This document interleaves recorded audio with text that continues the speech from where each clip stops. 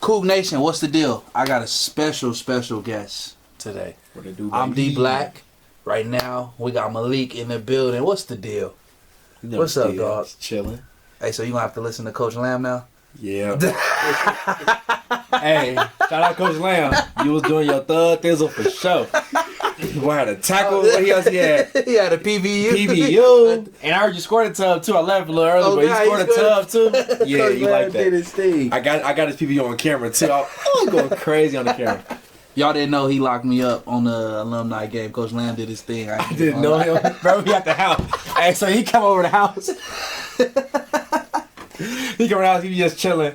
And I'm rewatching the video. I didn't even know it was him. So I watch it. And I'm like, who's 19? And I look. I'm like, stop. I'm going crazy. You think Utah State was bigger than the Utes? It was more challenging. I think. Is the environment different? Yeah, it's definitely different, bro. One thing I can say about like Utah, like the environment here is just it's a very like comfortable. I feel like They welcome. a lot of people are welcoming. I mean, it's filled with nice people. Like I met Jake through freaking. It's Twitter. almost like the environment here. Like people think such a bad rep about Mormons in Utah. Mm-hmm. Yeah. That it's almost the total opposite. Like they're almost here. Like we're not even close, nearly like that. Matter of fact, come to my house and we'll show you. Matter of fact, you know what I mean? Like, yeah. Now you hit. That's well when I didn't know anything about BYU or Latter-day Saints until my senior year in high school. Mm-hmm. That was my first time hearing it, and that's when Coach Lamb came to my school to recruit me. Didn't know about it, and even when I did know about it, like the people I knew in high school, I just found out they're LDS now. Like I didn't know what it was. Right. Period. So I come here and it's just like I'm just hearing negative things because a lot of time it's sad, but you know a lot of the LDS religion has a lot of negative connotations to it because of the history, and because of this and that, and this a lot of stereotypes to it. But then you get here and it's like you meet people like Jake, you meet people like these guys in here that's letting us use the room for the podcast, everything else, and it's like people, it's just normal. It's like it's just another religion. Like I was just telling him too, you know bro. They really are. But they open us. They embrace us with open arms. So exactly. And that's what I like about it here too. You can, and the connections here, you can meet the people that you can connect here, that you can connect here with, are just like it's a lifetime. It's crazy. Yeah. Because who would have thought this guy I meet on Twitter cooks me ribs one time, and now I'm on his show. Right. You know what I'm saying? Like, right. Who would have known? It's just like. It's just different here. The people you meet is different. Like I don't think of LDS the same anymore. It's just more of I just think of it as it's just a different faith, a different religion. Like it's just them. Why would they judge me all because if I'm Catholic or if I'm Muslim? Right. Absolutely. But yeah, I like the environment here in Utah. It's cool. Like it's cleared up a lot. I like it. The scenery. Sure. At first, was it hard to get adjusted to? Yeah, because it's culture shock. How you like playing for Kalani? So Malik, talk to me. What's up, man? How'd you think the season went for you guys? It was successful, 10-3, whatever it was, but it could have easily been 13-0, 12-1, whatever it was. So. Right. If y'all had y'all stay focused when it mattered. Mm-hmm. What are your goals for this year to make sure y'all stay focused? Yeah, I mean, my goals this year, I had some drop interceptions, and I had some interceptions I could have had. Right. Absolutely. And you got it in you. Just dial in a little bit more. And I think that just comes with more film room. Like, being in the film room a lot more, because when you're in the film room, you get the whole... I know we was talking the other day, but a lot of people don't know that you wasn't really even into football. Yeah. And low key, like, if you probably would have been into football longer, you probably would be at Alabama or USC like a. I wish. You know what I mean? I wish not like that, but like yeah. I wish I would have played football. Yeah, exactly. I was growing up in the South, Gulfport, Mississippi. It's baseball. Like, it's all baseball. Mississippi State, one of the best college baseball teams out. So it's like baseball to me was everything. Like, my team was so good. All-star team, Little League, we were like, our whole team on our way to make a Little League World Series. So, like, it was nice. It was cool. And a lot of my friends back home, they all playing the MLB too. Oh, so yeah. Yeah, so my Brendan, shout out Brendan Hart. He played for the New York Mets. He's I think you AA now, I think, or AAA still, single A. But congrats anyway. Yeah, on God. I got a homie on the Twins. It's baseball was everything, bro. So I came. Now I moved to Mississippi, or I moved to California from Mississippi. And I played baseball there, but then once high school hit, like I just didn't. For some reason, I didn't play. I went to like High Tech High, right? Which was a project based school. I think funded by Bill Gates or something. So my mom was like, she had education first. Right. My mom was all of it. My mom to this day don't even know like football like that. She had to learn and watch me. Like sports was like football was never in the picture at all. Foreign. Yeah, it was foreign. She was like, you playing baseball? You're not playing baseball no more. So it's like, you going to school. Yeah. You feel me?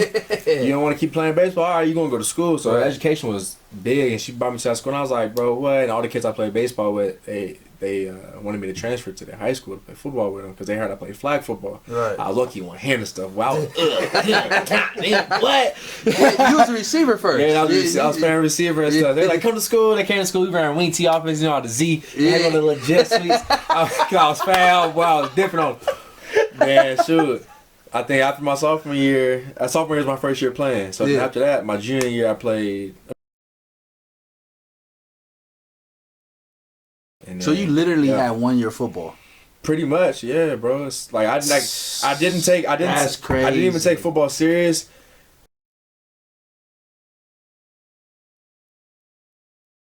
Would you say, is there any young pups we need to look forward to the next year coming up? I think. I think Baylor, I was like, okay, I'm balling. But balling was probably Washington. I got the third pick. Oh. Even though I dropped those 2 picks, even though I dropped them, it's like I was still there, and I was just one step away from making the play. But I still made the play. You feel me? Right. And I got that pick. I was like, that's okay. Okay, let me. And I'm like, okay, who got the most? Like, what's the most right now? Okay, 5, 4. Okay, I'm gonna get that. I tried it. Okay. I'm still balling though. I'm still there though. Other one. I'm still there though. I'm balling though. Like I'm still there. Still balling, bro. I'm still there. So I was like, okay, bet. And then after that, after every game I was looking for it. Like Virginia was probably the game I was like, I can't wait, because they threw that ball. That quarter, they was slinging it. They was slinging it. They receivers was good. They tight end, it was huge. Like, but they was slinging that ball. I was like, okay, I'm gonna get a pick. And if I was watching film, bro, and like, it was a play where if I would have just kept going the same angle I went, Washington State to get the pick, just run. What would you tell a younger player in that situation? Trust your instincts. Okay. I didn't trust my instincts, and I was just crazy. I was talking to Coach Lamb about it because it was, telling a young cat is just really trust your instincts, bro. Like, be able to just believe in your ability, believe in what you can do, because even though you can lift 130 kilos, that's your max. It's like. Right. It's not really your max. Like, you can, if you got the form right, you can do 140. You can do more. You feel me? So just trust what you can do, bro. I heard this quote from Efo, not Efo, the one that goes here. Efo, ex-player alumni. Mm-hmm. He was like, if you're never satisfied, sky's the limit. If you're satisfied, you just set yourself a ceiling. Yeah, you stop pushing. You stop working. No more. You like, okay, I made it. That's cool. That's why I hear this stuff too. Whenever people talk about the league, it's like kids get to the league and they're like, all right, I made it. Yep. So they just. That's what Jamal was saying in the interview too. When Jamal was here too, he's like,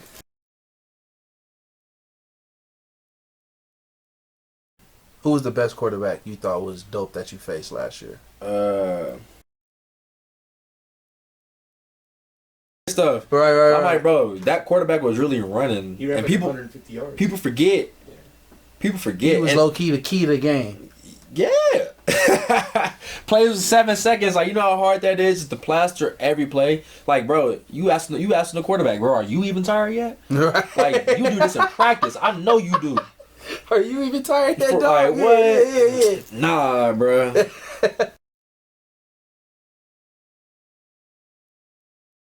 Yeah, that's gonna be lit. What was it like being Utah? Crazy. Well, as a matter of fact, what was it like being the king of the state? Y'all the kings of the state right now. Y'all the best football program in the state. Yeah, I think. With. Nah, we was going crazy. Y'all was, bro. We was going crazy. Y'all was going crazy, bro. That's why I'm saying this season was successful, bro. Because you look at it, you like, dang.